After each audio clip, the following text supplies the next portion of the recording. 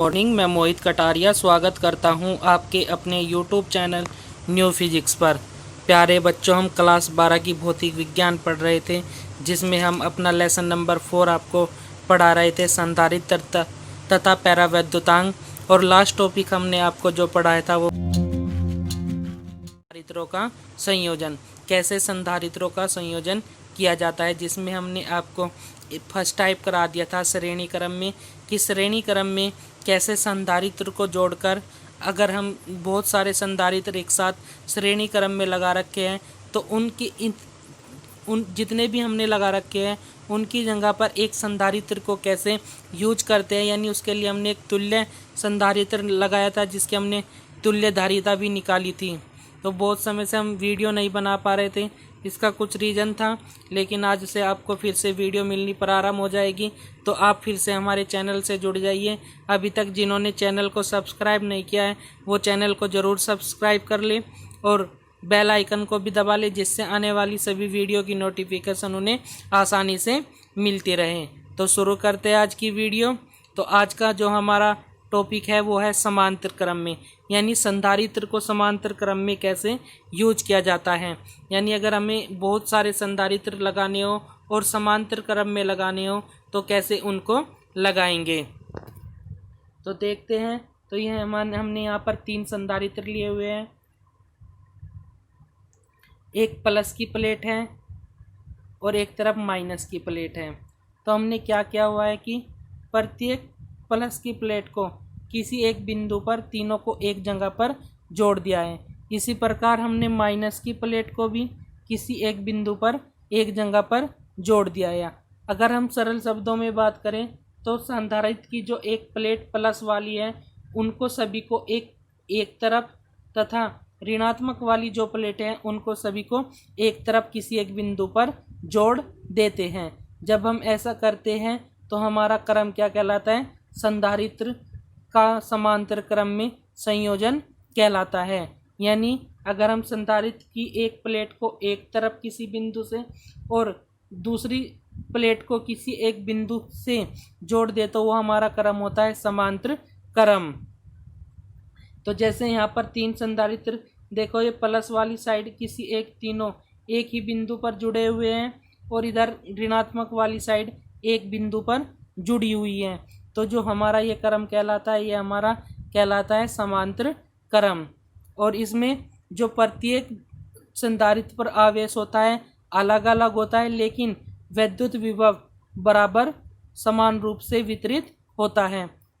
आगे हम देखेंगे कि दिखाए माना 3 संधारित्र को समांतर क्रम में जोड़ा गया है, जिनकी धारिताएं C1, C2 तथा C3 है। चूँकि तीनों संधारित्र A व B के बीच जुड़े हैं, अतः प्रत्येक संधारित्र की प्लेटों के बीच समान विभवांतर V होगा। यदि संधारित्रों पर आवेश Q1, Q2, Q3 हो तब, यानी मैंने आपको बता दिया है कि जब समांतर क्रम में संधारित्र जुड़े होंगे, समांतर क्रम में संधारित्र जुड़े होने पर प्रत्येक संधारित्र पर आवेश अलग अलग होगा। पहले पर Q1, दूसरे पर Q2, तीसरे पर Q3, यानी और जब श्रेणी क्रम में जुड़े हो तब आवेश सब पर क्या होगा? समान होगा। बस यही दोनों में अंतर है। तो ये बात आप नोट कर लेना, मैं यहाँ पर आपको नोट करा दूंगा। आगे आप नोट कर लेना इस चीज़ को कि जब संधारित्र कहीं में जुड़े हो श्रेणी क्रम में, तो जो आवेश होगा, आवेश हमेशा क्या होगा? समान होगा प्रत्येक संधारित्र पर। ठीक है। और जब कहीं में जुड़े हो समांतर क्रम में जुड़े हो, जब समांतर क्रम में जुड़े हो तो संधारित्र पर जो आवेश होगा वो क्या होगा? अलग अलग होगा। प्रत्येक संधारित्र पर आवेश क्या होगा? अलग अलग होगा। ये बात आप नोट कर लेना। तो क्यों तब Q1 का मान हो जाएगा C1 इंटू V, क्योंकि V क्या रहेगा? अब समान रहेगा। Q2 बराबर C2 इंटू V, Q3 बराबर C3 इंटू V। हमने आपको बताया था जब श्रेणी क्रम में जुड़ रखा था तो आवेश तो क्या था? समान था, लेकिन विभव क्या था? भिन्न भिन्न था। तो यहाँ पर क्या उसका क्या हो जाता है? उल्टा हो जाता है। बस इतना ध्यान रखिएगा, अगर श्रेणी क्रम में आवेश बराबर है तो समांतर क्रम में आवेश अलग अलग हो जाएगा। अगर श्रेणी क्रम में विभव अलग अलग हैं तो समांतर क्रम में समान हो जाएगा। तो यहाँ पर विभव क्या है, समान है, वी वी वी है प्रत्येक जगह पर। तो तीनों संधारित्र पर कुल आवेश कितना हो जाएगा, तीनों आवेश जुड़ जाएंगे। Q बराबर Q1 plus Q2 plus Q3। Q1 का मान रखेंगे, V कॉमन ले लेंगे, तो यहाँ से इक्वेशन नंबर फर्स्ट हो जाएगी Q बराबर V into C1 plus C2 plus C3। अब क्या कह रहे हैं कि यदि तीनों संधारित्र के स्थान पर केवल एक ऐसा संधारित्र रख दें कि उसे Q आवेश देने पर उसकी प्लेटों के बीच V विभवांतर हो, तो वह संधारित्र तुल्य संधारित्र होगा यदि संधारित्र धारिता कैपिटल C हो तो तब। अब क्या कह रहा है कि अगर हमने 3 संधारित्र लिए हुए हैं और उसकी जगह पर एक ऐसा संधारित्र रख दें जिसका क्या हो, धारिता C हो, कैपिटल C, और उनके बीच विभवांतर कितना हो, V हो, तो तब आवेश कितना हो जाएगा, तो Q बराबर हो जाएगा Q बराबर C इंटू V। समीकरण 1-2 की तुलना करने पर तो CV बराबर V into C1 plus C2 C3, V से V कैंसिल, तो C का मान आ जाएगा C1 plus C2 plus C3। Note, समांतर क्रम में जुड़े संधारित्रों पर आवेश भिन्न भिन्न होता है तथा वोल्टेज समान होती है। ये मैंने नोट आपको पहले भी लिखवा रखा है, तो यहाँ से वो नोट आप नोट कर लेंगे। तो हमें पता है कि अगर हमने समांतर क्रम में 3 संधारित्र लगा रखे हैं, एक एग्जाम्पल करा देता हूँ मैं यहाँ से। जैसे ये हमारे पास एक संधारित्र है, ये 3 माइक्रोफैरड का है, 3 माइक्रोफैरड का। एक संधारित्र हमारे पास 2 माइक्रोफैरड का, चलो 2 ही से ही समझ लेते हैं, ठीक है। और ये एक ही इस तरह से कहीं में जुड़े हैं, समांतर क्रम में जुड़े हुए हैं, यानी इनकी एक साइड एक जगह पर और एक साइड एक जगह पर। जब इस तरह से जुड़े हो तो कैसा है, समांतर क्रम में। तो हमें अगर हम इन दोनों की जगह एक यूज करना चाहें तो हमें कितने माइक्रोफैरड का संधारित्र यूज करना होगा, तो इसकी धारिता कितनी है 3 और इसकी धारिता कितनी है 2, तो C बराबर हो जाएगा C1 प्लस C2 जुड़ जाएगी, तो यहाँ हो जाएगा 3 माइक्रोफैरड प्लस 2 माइक्रोफैरड, तो कितना हो जाएगा 5 माइक्रोफैरड।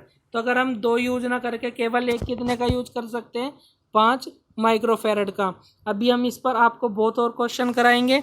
तो आज की वीडियो में यहाँ पर ही हमारा संधारित्रों का संयोजन समाप्त होता है। चलो एक उदाहरण और मैं आपको समझा देता हूँ कि 3 संधारित्र हैं हमारे पास, ये 3 संधारित्र हैं, ये इस तरह से कहाँ जुड़े हुए हैं, समांतर क्रम में जुड़े हुए हैं। पहला वाला है जिसकी धारिता है 2 माइक्रोफैरड, फिर दूसरे वाले की 3 माइक्रोफैरड और इसकी 5 माइक्रोफैरड। तो अगर हम इन तीनों की जगह एक यूज करना चाहे तो कितना यूज करेंगे, तो चूँकि समांतर क्रम में है तो C बराबर C1 plus C2 plus C3, बस इनको जोड़ना है।